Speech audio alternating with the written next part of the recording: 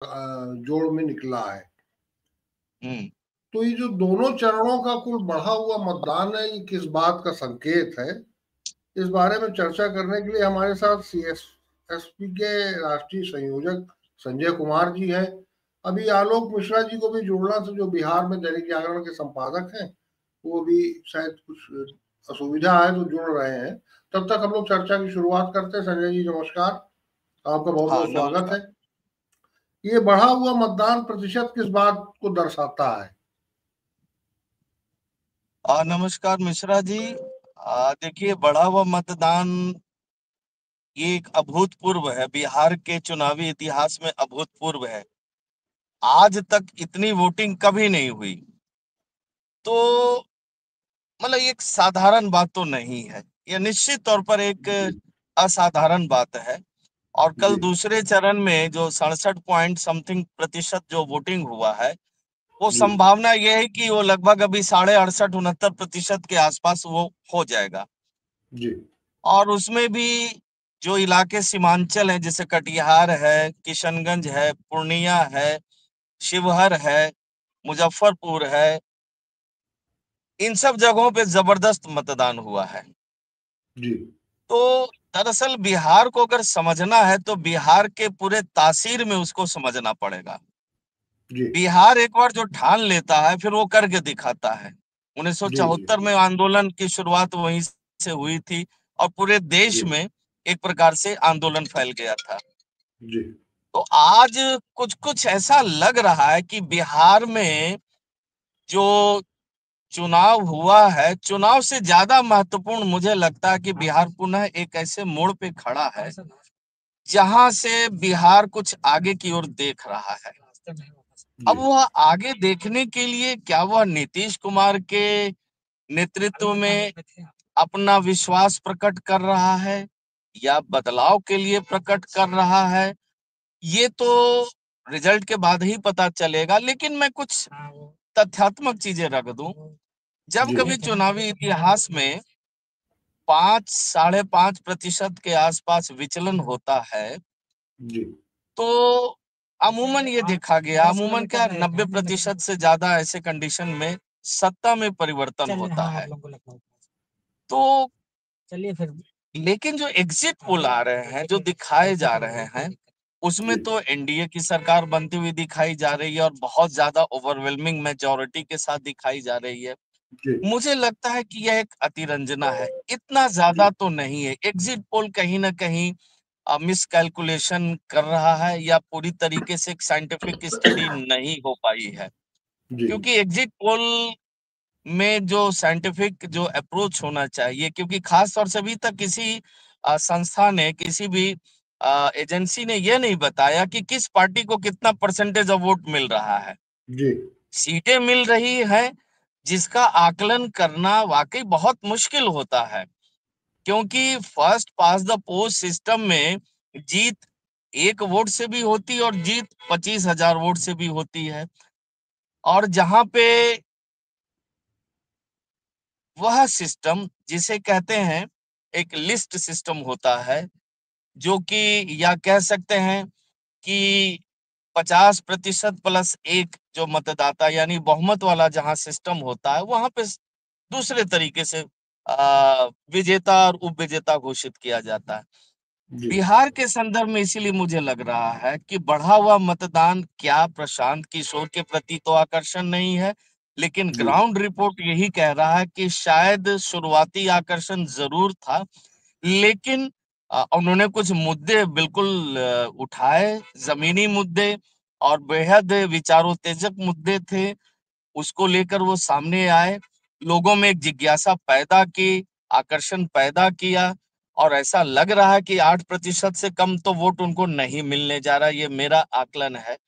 हम्म, लेकिन जो मुझे लग रहा है, जो बढ़ा हुआ मतदान प्रतिशत, उसके पीछे सबसे बड़ा कारण एसआईआर के पश्चात जो उत्पन्न परिस्थितियां रही हैं, उसमें जी लोगों ने विशेष तौर से इस बात को समझा कि ऐसा तो नहीं कि उनका नाम मतदाता सूची से कट गया है। उसको वेरीफाई करने के लिए लोग बहुत ज्यादा संख्या में सामने आए हैं। मुझे लगता है ये सबसे बड़ा कारण है, और इसलिए यह जो 10% के आसपास, 9% के आसपास जो बढ़ोतरी हुई है पिछले चुनाव के मुकाबले, वो मुझे लग रहा है कि महागठबंधन की तरफ भी गया है और एनडीए की तरफ भी गया है। जी मिश्रा जी। इसका फायदा किसको दिखता है? एग्जिट पोल जो संस्थाओं ने दिए हैं, दो हम्म। को छोड़कर सभी एनडीए को जिता रहे हैं। नहीं, वही मैंने कहा ना कि एनडीए को देखिए, लोकसभा चुनाव के समय में भी जो एग्जिट पोल आया था, जी तो वो सही नहीं हो पाया था, वो गलत रहा।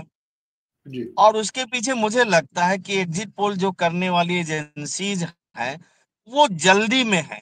उनको लगता है कि जी सबसे पहले उनका प्रोजेक्शन सामने आ जाए, और यहीं पे वो जी गलती कर रहे हैं।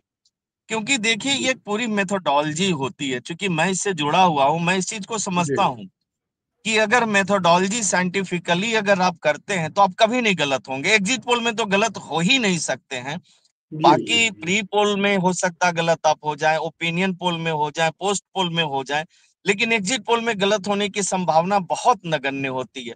लेकिन हो क्या रहा, पिछले 2 ढाई वर्षों से मैं देख रहा हूँ, पिछले 5-7 चुनावों से मैं देख रहा हूँ, एग्जिट पोल गलत हो रहे हैं। कहीं ना कहीं आ, ये जल्दबाजी कर रहे हैं ये एजेंसियां, और उनको ऐसा लगता है कि सबसे पहले उन्होंने फ्लोट कर दिया सीटों को लेकर। ऐसा नहीं होता है। सीटों को लेकर प्रोजेक्शन करना सबसे खतरनाक होता है मिश्रा जी। मैं आपको पुनः जी बतला दूं, जी जी परसेंटेज ऑफ वोट्स के हिसाब से प्रोजेक्शन किया जा सकता, और काफी हद तक 95-98% तक सही होता है। और हम लोग जो काम करते हैं, चूंकि स्टडी के तौर पर करते हैं, हम लोग कभी भी मार्केट के तौर पर काम नहीं करते हैं, प्रोडक्ट के जी तौर पर नहीं करते हैं, एक स्टडी अध्ययन के तौर पर करते हैं, एक जी एकेडमिक जी अध्ययन के तौर पर। तो हमने ये जी देखा, जब भी मैंने जो हमने करवाया है, 2-2.5% का विचलन मिला है परसेंटेज ऑफ वोट्स में। इससे ज्यादा कभी नहीं मिला, 2-2.5 भी नहीं मिला है, 1 से 1.5% के आसपास हुआ है। पिछले विधानसभा चुनाव जो उत्तर प्रदेश में हुआ था, उसमें जो मैंने प्रोजेक्शन किया था वो बिल्कुल एग्जैक्टली वही रहे। इस बार के लोकसभा चुनाव में जो उत्तर प्रदेश की सीटें थी, वो जो मैंने किया एग्जैक्टली वो था। क्योंकि बिहार में मैंने कोई स्टडी नहीं की है, तो इसलिए मैं यह तो नहीं कह सकता हूं, केवल अनुमान दे सकता हूं। और वो अनुमान ये है कि सबसे बड़ी पार्टी मुझे अभी भी लगता है कि राष्ट्रीय जनता दल होगी। नंबर 2 जी पे जनता दल यूनाइटेड की संभावना, और नंबर 3 पे भाजपा की संभावना है।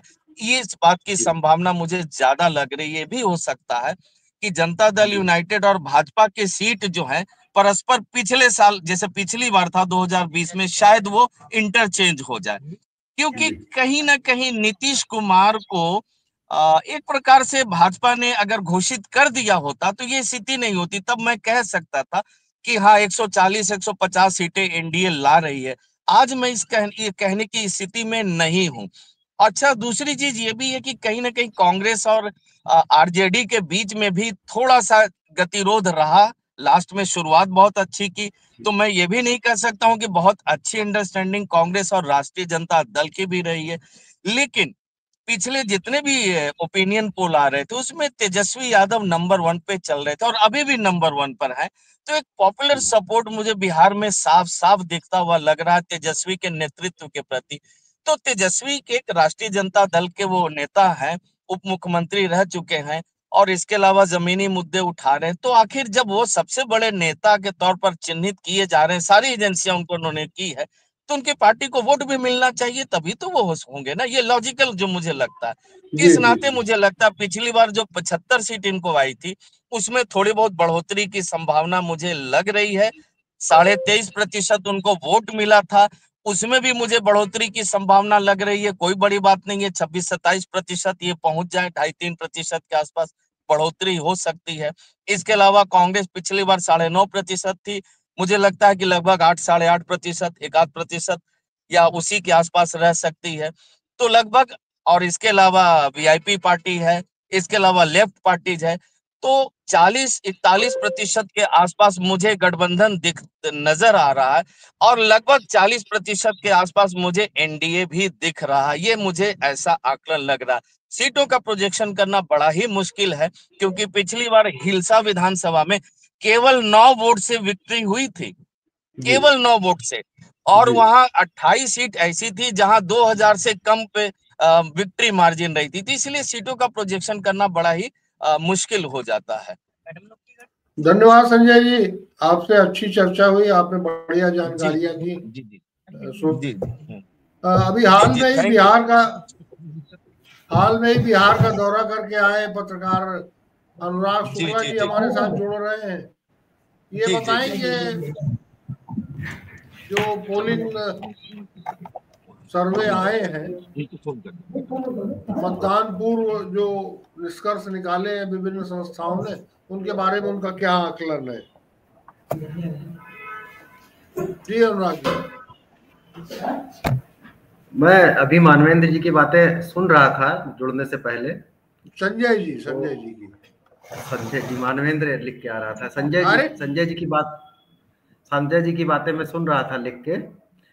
सुन रहा था तो मोटे मोटे तौर पर इतना ही कहना है मेरा कि जो एग्जिट पोल में जिस तरह के आंकड़े आए हैं वैसा ग्राउंड पे तो कहीं नहीं दिखता है। कि मतलब जो एग्जिट पोल के आंकड़ों का फर्क है, अब वो अगर मतलब एक एक लिस्ट लेके बैठ के विश्लेषण किया जाए तो वो इतना ज्यादा फर्क है। जैसे एनडीए के गठबंधन को एक एग्जिट पोल ने करीब 150 सीटें दी हैं और जनता दल यूनाइटेड को उसने करीब 30 या 35 सीटें, 40 सीटें दी हैं। मतलब बीजेपी 100 ही सीटों पे लड़ रही है और उन्होंने उतनी रेंज दी है जिसमें ऐसा लग रहा है कि बीजेपी 100 से ज्यादा सीटों पे जीत रही है। तो वो कुल मिला के एक मेजोरिटी का आंकड़ा है जिसको क्रॉस कराने के लिए गुणा भाग किया गया, वो थोड़ा ज्यादा लगता है। आने को इतनी सीटें आ जाएं, लेकिन मतलब ये कोई ऐसा तो है नहीं जो कि आप उसका आंकड़ा कर देते हैं। जनता कुछ भी कर सकती है, लेकिन ऐसा संजय जी ने ग्राउंड भी पे कोई इसको माहौल। संजय जी ने भी इसको अतिरंजना कहा है सर्वे को। उन्होंने ये अतिरंजना है खास तौर से जैसे फेज 1 फेज 2 के चुनाव में देखा। अब जैसे कुछ इलाकों में, जैसे फेज 1 में जो इधर के इलाके थे, भोजपुर और गंगा पार के इलाके थे, उनमें जो मतदान हुआ था तो उसमें शुरू में जैसे कुछ एग्जिट पोल्स उसमें ये दे रहे हैं कि बीजेपी पिछले साल से बेहतर उसमें कर रही है। जबकि मुझे लगा कि हो सकता है कि बीजेपी की 80 या 90 सीटें पिछली बार भी आई थी चुनाव के दौरान, उनकी सीटें घटे। और खास तौर से जो कोसी बेल्ट के और मिथिलांचल के सीमांचल के जो इलाके हैं वहां इस बार आरजेडी के पास वहां हमेशा एक बेस वोट बैंक रहा है और इस बार भी वो बहुत मजबूती से चुनाव लड़ रही है। तो उसमें चुनाव के एग्जिट पोल अगर बहुत सिस्टमैटिक तरीके से भी किए जाएं, बहुत व्यवस्थित तौर पर, तो भी मुझे लगता है कि इस तरह से अंदाजा देना बहुत मुश्किल है कि कौन चुनाव जीत रहा है। लेकिन अब उन्होंने दिया है और इतनी जल्दी एग्जिट पोल कर देना बिहार जैसे बड़े राज्य में, मुझे लगता है अगर व्यवस्थित तरीके से एग्जिट पोल किए जाए तो कम से कम इंफ्रास्ट्रक्चर और लोगों को रखने में 25-30 लाख रुपए का खर्च होगा। और बहुत सारे लोगों ने तो अपने रिपोर्टर्स से सीटों के आकलन करके उसको भी एग्जिट पोल कह रहे हैं। तो एग्जिट पोल पूरी तरह अतिरंजना है और वो किसी तरह से किसी पॉइंट को नहीं प्रूव करते। मानवेंद्र जी, सुरंजय जी जो कह रहे थे वो बिल्कुल वो सही बात है। एग्जिट पोल के नतीजे कहीं जो उनके विश्लेषण या कहने की आप ये कह रहे हो तो क्यों कह रहे हो वो कहीं नहीं नजर आता है। संजय जी, जो बाहुबली हैं इनकी क्या स्थिति रहेगी? देखिए, बिहार में बाहुबली तो हमेशा से ही चुनाव लड़ते रहे हैं, है ना। और एक प्रकार से उनका क्लाउट रहा है, चाहे मोकामा का क्षेत्र देख लीजिए, बाढ़ बढ़ैया का क्षेत्र देख लीजिए, चाहे शेखपुरा का क्षेत्र देख लीजिए, या इवन मुजफ्फरपुर या जहानाबाद, ये तमाम सारे इलाके जो हैं वो दबंगों का क्षेत्र रहा है। या इवन दानापुर का क्षेत्र जो है, जो ग्रामीण क्षेत्र है, पटना का ग्रामीण क्षेत्र है, तो है वहाँ कुछ ऐसी सिचुएशन है। और देखिए, मैं ये तो नहीं कहूंगा कि राष्ट्रीय जनता दल जैसे जब लालू यादव जी थे, निश्चित तौर पर दबंगों को काफी टिकट मिलता था, जीत कर आते थे, लेकिन अब दौर बदल चुका है। अब राजनीति में दबंगों का दौर जा रहा है, ये सामान्य जनता भी समझ चुकी है, और इसलिए एक नई प्रकार की राजनीति आगे बढ़ी है। इसलिए धीरे धीरे आप देखेंगे अब दबंग जो हैं वो कम हो रहे। पीरों में आप देखिए, जैसे पवन पांडे का था, वो लगातार दबंगई उनकी भी थी, लेकिन धीरे धीरे स्थिति कमजोर हो रही है। इवन गया जहानाबाद के बेल्ट में भी रहा है काफी हद तक। इवन वारिसलीगंज में आप देख लीजिए, दोनों महिलाएं लड़ रही हैं, दबंग जी। परिवार से बिलोंग करती हैं। ये सारी चीजें दो तक है जरूर, लेकिन कहीं ना कहीं उनकी संख्या घट रही है।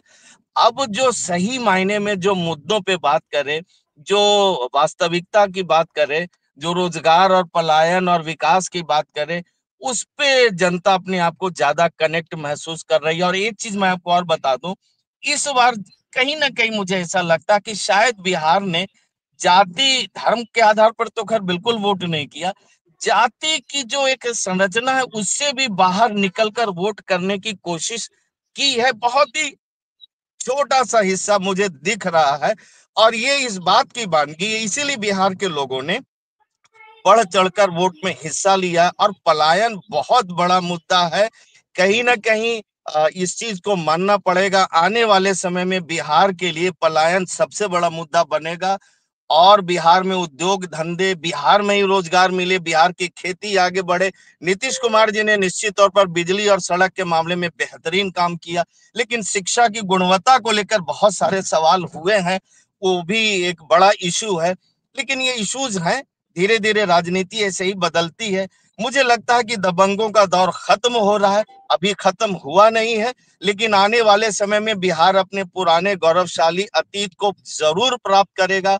प्रशांत किशोर ने मुद्दे बहुत अच्छे उठाए हैं, वोट भले कम मिलेंगे, सीट शायद 2-3 मिल जाए, अलग बात है, लेकिन आने वाले समय में मुझे लगता है ऐसे जमीनी नेताओं को, जो पढ़े लिखे लोग हैं, उनकी राजनीति में पूछ बढ़ेगी। जी मिश्रा जी।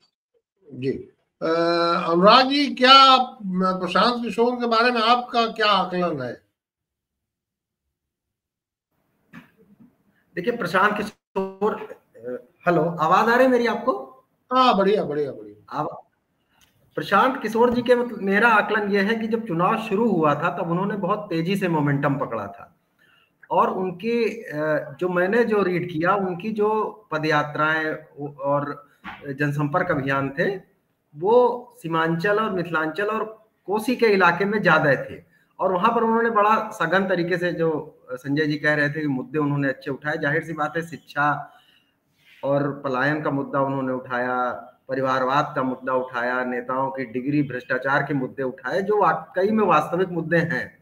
उसके बाद जो मुझे लगता है स्ट्रेटेजिकल गलती, एक रणनीतिक गलती ये हुई, शुरू में मुझे लगा था वो पूरा बिहार जाएंगे, लेकिन उसके बाद वो इस इलाके तक ही सीमित रहे, और भाजपा के लोगों ने ये लालू के लोगों ने, आरजेडी के लोगों ने कहना शुरू कर दिया कि इनके इंटेंशन डाउटफुल है, और ये सीमांचल में मुसलमान वोट जो कि आरजेडी की तरफ जा रहा है उसको थोड़ा वोट उनसे लेके नुकसान पहुंचाना चाहते हैं आरजेडी के, और ये जो है एक तरह से बीजेपी के प्लांट किए हुए हैं, जबकि ऐसा था नहीं। लेकिन उसके बाद ये हुआ कि प्रशांत किशोर ने गंगा नहीं पार की, वो इधर के जो इलाके हैं, कोसी से हट के जो इधर भोजपुर का बिहार है, यूपी से सटा हुआ बिहार है, यहाँ पर वैसी सघनता नहीं दिखी। एक ये गड़बड़ी मुझे लगती है प्रशांत किशोर के पूरे कैंपेन में।